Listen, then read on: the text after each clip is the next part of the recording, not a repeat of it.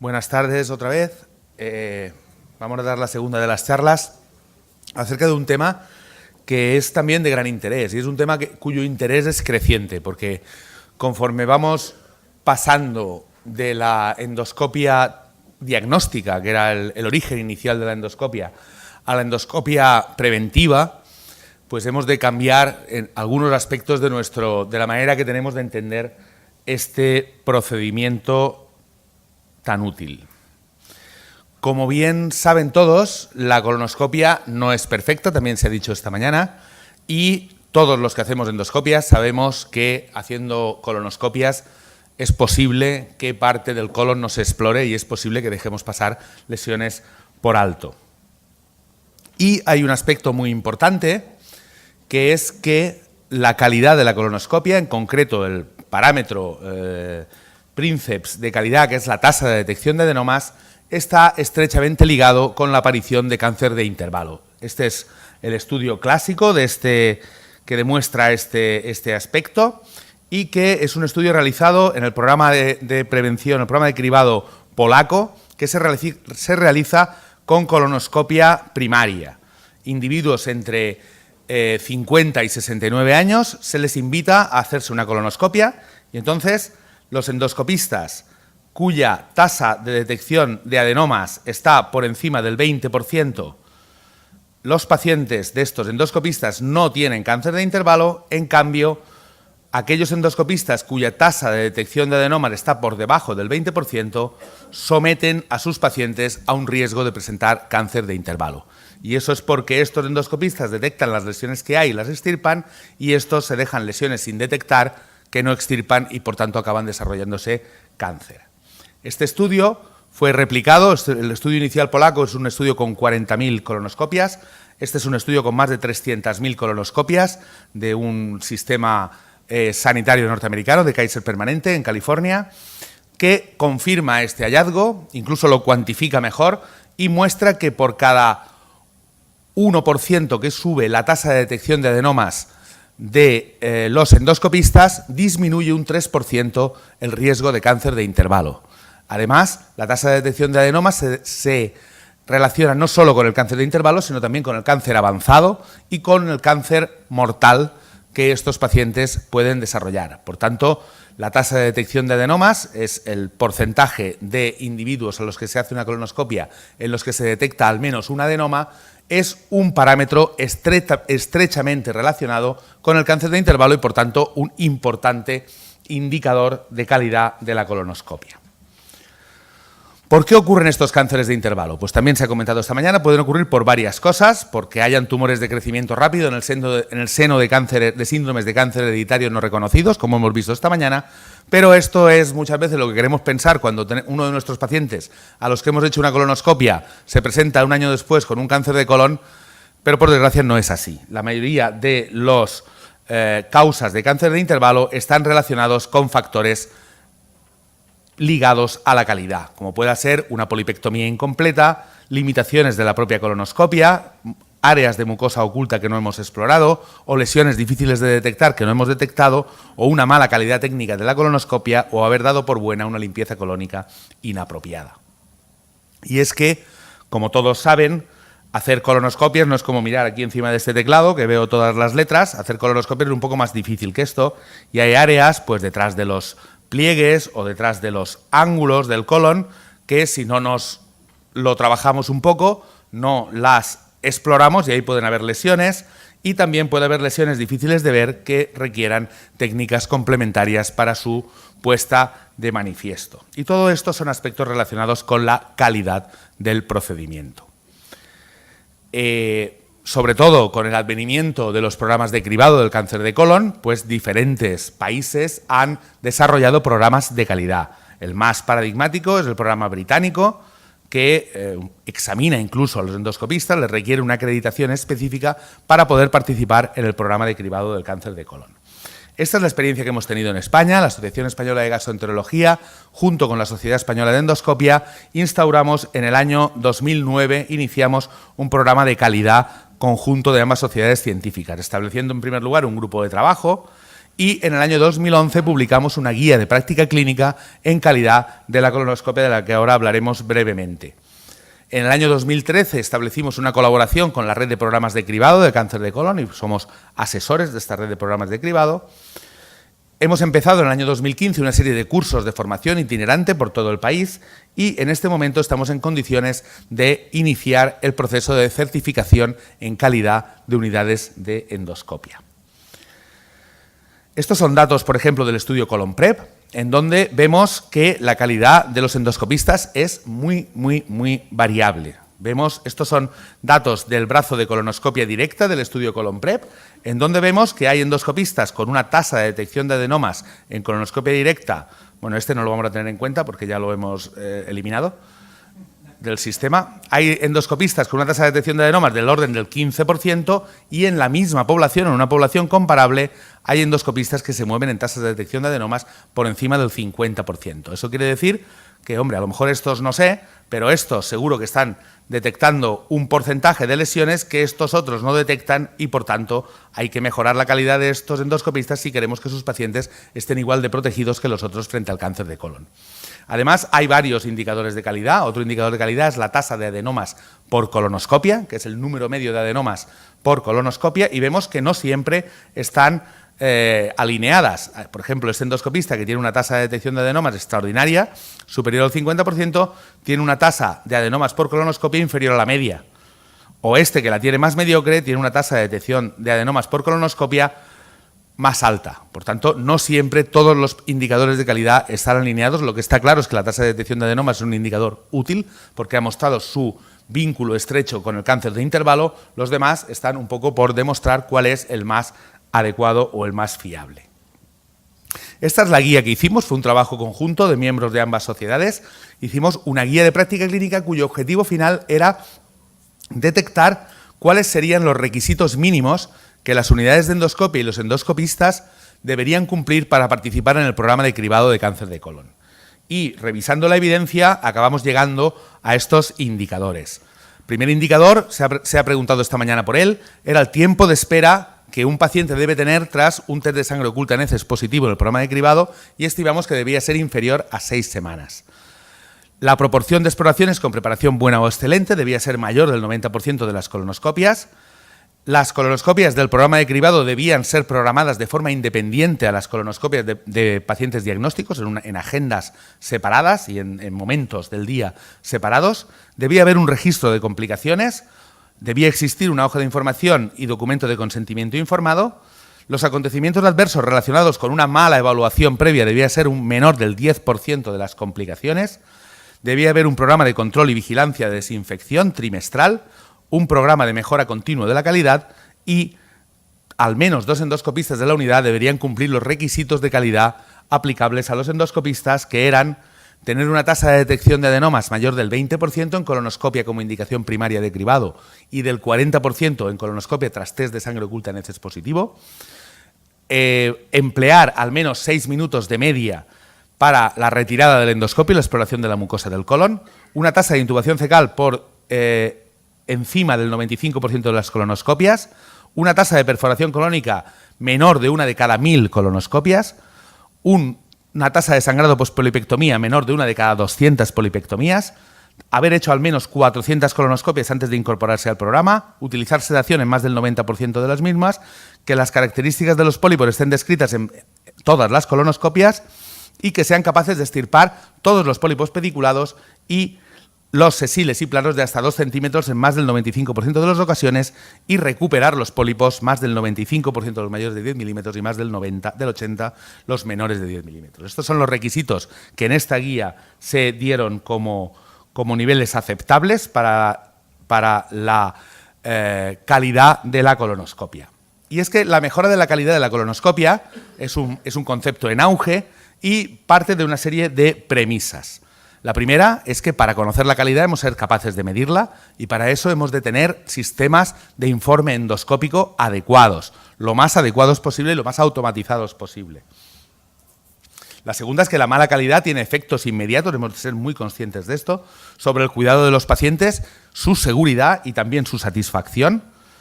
La tercera es una cosa que parece tonta, pero es verdad. El control de calidad mejora la calidad. El endoscopista que está dentro de un programa de calidad, que sabe que está siendo medido, va a hacer mejor las cosas porque le va a prestar más atención, porque a fin de cuentas la calidad es simplemente un esfuerzo de voluntad. O sea, esto, para hacer colonoscopia de calidad no hace falta ni ser más listo, ni tener mejor equipamiento, ni vivir en Estados Unidos, ni en Europa, ni en ningún sitio. Para hacer la colonoscopia de mejor calidad solo basta con querer hacerla.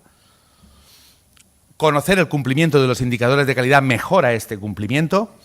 Y este control de calidad debe ser aceptado por los endoscopistas. Cuando nosotros empezamos con este programa, pues había ciertas reticencias por parte de endoscopistas, digamos, más clásicos. Había ciertas reticencias como que no querían ser controlados. Esto, afortunadamente, ha cambiado de forma radical y ya todo el mundo está queriendo conocer cuáles son sus indicadores de calidad, que ya hemos visto esta mañana. Y no solo pasa aquí, sino también pasa en España y en todas partes. La gente no conoce del todo bien.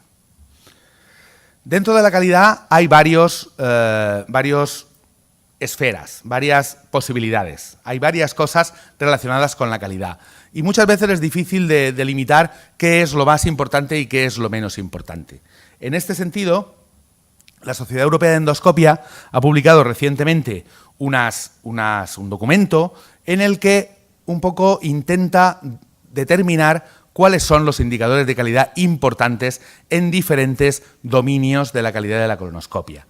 Está el dominio preprocedimiento, el de que el procedimiento sea completo, el de la identificación de la patología, el manejo de la misma, las complicaciones, la experiencia de los pacientes y el dominio del postprocedimiento. Dentro de cada uno de estos dominios se identifica un indicador de calidad importante. Y vamos un poco a repasarlos. Dentro del preprocedimiento, el indicador de calidad más importante es la tasa de preparación colónica adecuada, que debe ser mayor del 90%. Para ello, se requiere el uso de una escala validada, también se ha comentado esta mañana, preferentemente la escala de Boston, y se marcan como estándares que al menos el 90% de las colonoscopias tengan una preparación, una limpieza colónica adecuada, y el objetivo llegar hasta el 95%. Hay una clara relación entre la calidad de la limpieza colónica y la calidad de la colonoscopia. Es evidente que si el camino está embarrado es más difícil caminar por él, y en este sentido es un símil bastante adecuado. Si el colon está lleno de heces, pues es fácil que las lesiones no las veamos. Y también se determina la escala de Boston como la escala preferida, siempre después de lavar y aspirar adecuadamente. ¿Cómo podemos mejorar la calidad de la limpieza colónica? Pues utilizando el preparado de limpieza en el momento adecuado. Por la mañana utilizar las dosis fraccionadas o split dose, dando la mitad de la dosis el día antes y la mitad de la dosis la misma mañana de la colonoscopia. Por la tarde dando toda la preparación el mismo día de la colonoscopia, entre mañana y mediodía. Dar la última dosis como máximo 3-4 horas antes de la colonoscopia, no más antes, o sea, no 10 horas antes ni 8 horas antes, 3-4 horas antes de la colonoscopia.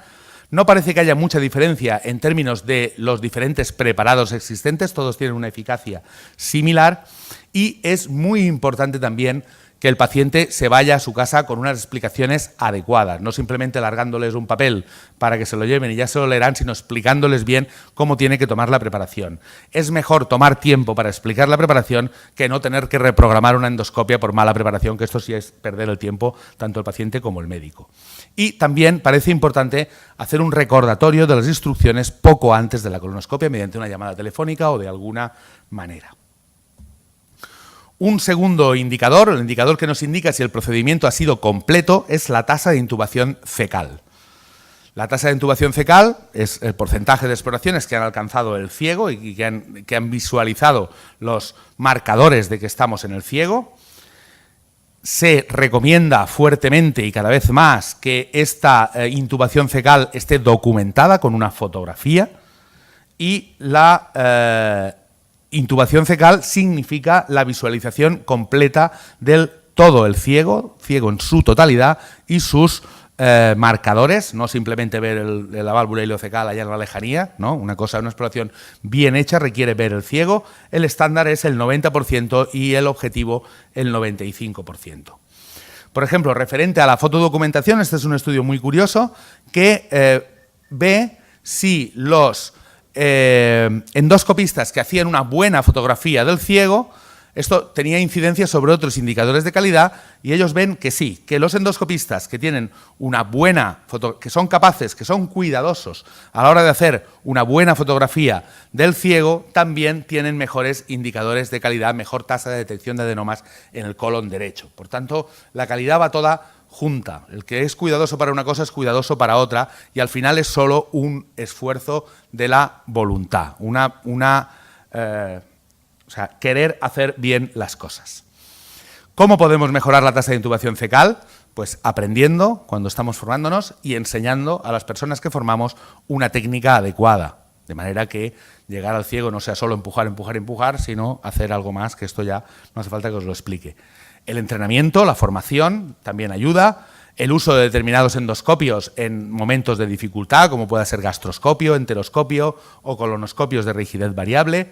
El empleo de maniobras complementarias, como el uso de irrigación o cambios de posición o presión abdominal en el momento adecuado. Un tercer indicador es la tasa de detección de adenomas, del que ya hemos hablado. El mínimo en colonoscopias de cribado directo es el 25%, no está claro en otros escenarios cuál debe ser, y la tasa de detección de adenomas es también una cuestión de técnica, porque se trata de intentar mirar bien el colon y que no se nos escapen zonas de la mucosa sin explorar. Este es un estudio muy interesante en el que ve que revisan una serie de vídeos de diferentes endoscopistas y ve que los endoscopistas que hacen una mejor exploración detrás de los pliegues distienden de forma más adecuada el colon y lavan de forma más adecuada los restos que puedan encontrar en el intestino grueso, tienen las mejores tasas de detección de adenomas, como es lógico. Además, la tasa de detección de adenomas depende del escenario. Este es un estudio hecho dentro del estudio ColonPrep, que ve que hay una correlación bastante clara entre la tasa de detección de adenomas en el brazo de colonoscopia directa y la tasa de detección de adenomas en el brazo de individuos que iban a la colonoscopia después de un test de sangre oculta en heces positivo. Y que una tasa de detección de adenomas del 25%, que es la que se recomienda en colonoscopia directa, se corresponde con una tasa de detección de adenomas cercana al 50% después de un test de sangre oculta en heces positivo. ¿Cómo podemos mejorar la tasa de detección de adenomas? Pues lo primero, conociéndola. Si no la conocemos, es muy difícil que la mejoremos. O sea que lo primero que hemos de hacer es hacer todo lo posible por conocer cuál es nuestra tasa de detección de adenomas. Después el entrenamiento, hay estudios muy elegantes del grupo polaco también, en el que muestran que después de un periodo de entrenamiento la tasa de detección de adenomas mejora de forma significativa. El feedback, el conocerla y después volverla a conocer y monitorizarla de forma continua, y también la comparación con otros. Si nosotros nos comparamos con los estándares o con otros centros, pues también es una manera de mejorar. Y también el uso de tecnología y determinados aparatos. Muy interesantes los aparatos que ponen de manifiesto lo que hay detrás de los pliegues, como puede ser el EndoCAF o el EndoRing. Respecto al manejo de patología, el indicador de calidad elegido es el tener una adecuada técnica de polipectomía. Y esto consiste en dejar de utilizar las pinzas de biopsia para extirpación de pólipos. Únicamente estarían permitidas para pólipos menores o iguales a 3 milímetros. Todavía vemos colonoscopias en las que se describen pólipos de 6, 7, 8 milímetros que se dice que se extirpan con pinza de biopsia. Esto hay que erradicarlo. Y utilizando el asa fría o caliente para pólipos de mayor tamaño. Aquí vemos, como ya es conocido, que alrededor del 10-15% de los cánceres de intervalo son debidos a una mala técnica de polipectomía. Este es un estudio ya clásico, el estudio Kerr, en el que ven que hasta el 10% de los pólipos, este es un estudio en el que lo que hacían era extirpar los pólipos y después tomar biopsias de los bordes. Pues hasta el 10% de los pólipos que se habían dado por completamente extirpados contenían todavía tejido adenomatoso. Por tanto, creemos que hemos extirpado el pólipo, pero no lo hemos hecho, y ese pólipo que hemos dejado pues ya tiene eventos avanzados, eventos somáticos avanzados, que hacen que sea particularmente peligroso porque ya estamos partiendo de un punto de partida ya avanzado. Entonces, hasta 3 milímetros pinza de biopsia, de 4 a 9 milímetros asa fría, de 10 milímetros en adelante asa caliente es la recomendación. Un indicador de calidad muy importante es la tasa de complicaciones, también difícil de medir. Hay que medir las tasas de complicaciones precoces y tardías utilizando un método fiable y pues bueno, hay estudios que muestran cómo mejorar con las complicaciones. Se dice, por ejemplo, en este estudio que la experiencia del endoscopista es el factor independiente modificable más importante. Lo primero para mejorar la tasa de complicaciones, saber cuál es nuestra tasa de complicaciones, pasa como con todo. Lo primero, tener un registro de complicaciones. Después, investigar cuáles son las causas. Las complicaciones, por fortuna, son poco frecuentes. Por tanto, ante cada una requiere una aproximación diferente. Y, finalmente, como siempre, formación. Otro aspecto a considerar, que muchas veces tampoco consideramos, es la experiencia del paciente, la satisfacción del paciente. Esta guía recomienda que sea medida de forma rutinaria, cosa que muchos no hacemos, con una escala validada. Hay algunos problemas a la hora de medir la experiencia. La primera, que no se mide rutinariamente, deberíamos cambiar el chip en este sentido. La segunda es que hay varios aspectos involucrados, no es solo el dolor, también la vergüenza o las esperas o las interferencias con el trabajo diario que el hacerse una colonoscopia supone.